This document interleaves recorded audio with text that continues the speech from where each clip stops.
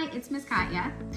As a working mom, full-time working mom of 3, I fully understand the lack of time and energy sometimes when it comes to having to practice extra skills with your kids at home.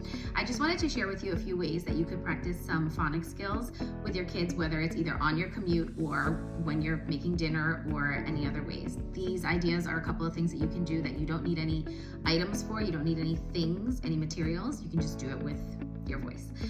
So the first one is just playing I Spy. But playing I Spy, a lot of times when kids play I Spy, they'll say I spy something red or I spy something blue. I want you to play I Spy with letter sound. So I spy, let's say you're commuting home, you're waiting for the bus. I spy something that starts with the S sound. And then maybe they're looking around, you can give another clue like it is a street sign that starts with the S sound. What is it? It's a stop sign. And then you can ask your child, well, what letter makes the S sound, right? And then they can go again. I spy something that starts with a P sound. What letter makes the P sound? Oh, it's a P. Okay, let's look for something that starts with the P sound. If you need another clue, it is a type of animal. Oh, I see it, it's a pigeon. So in this way, you are playing I Spy and you're giving clues, but you are including a letter sound in your clues. And so that way you're practicing literacy skills while you're playing. Okay, so this activity just has to do with talking to your child. So I'm thinking you think of a list of questions, maybe favorites, right? And so you might say, what is your favorite thing to eat for breakfast? My favorite thing to eat for breakfast is bacon. What's the first sound in bacon? B. And what letter makes that sound? B. So this just gets them talking to you, but also practicing their letter sounds at the same time. You could extend that and say, what's the last sound in bacon? The last sound is N. We spell that with an N. In this way, you are practicing their letter sounds, but you're also getting to know them a little bit more and asking them questions and getting them talking. You might say, who's your best friend at school? My best friend is Michelle. What's the first sound in Michelle? What letter makes that sound? M. You might want to also be aware of things if they say something like,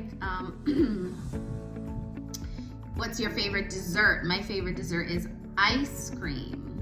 Ice cream, that actually starts with the I sound, which is the long vowel sound for the letter I, and that might be something that if your child is in kindergarten, they haven't learned that concept yet, but you can just tell them, oh, that actually is the letter I, but it's not spelling it, it's spelling the I sound.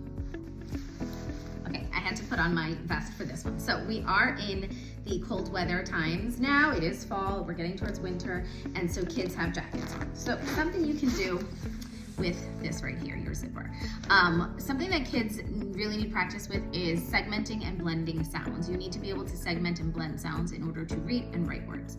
And so if you're, again, waiting for the subway or walking home from the bus stop or whatever it is, you can play some blending and segmenting games with your child's zipper. So you can say, I'm gonna give you a word and I want you to break the sounds apart. So the word is mad, and let's say they're zipped up, mad. Mad. So they can separate the sounds and blend it back together. You could also say, I'm going to tell you some sounds and you blend them back together. So you could say, all right, I'm going to tell you the sounds. The sounds are sh, I, p. And then your child has to say the sounds sh, I, p, and blend them together, ship. So you can either tell them the sounds and have them blend it together into a word, or tell them the word and have them segment the sounds apart by unzipping their zipper and blending them back together by zipping it up. Those are just some activities that you can do with little to no materials, and I hope that helps.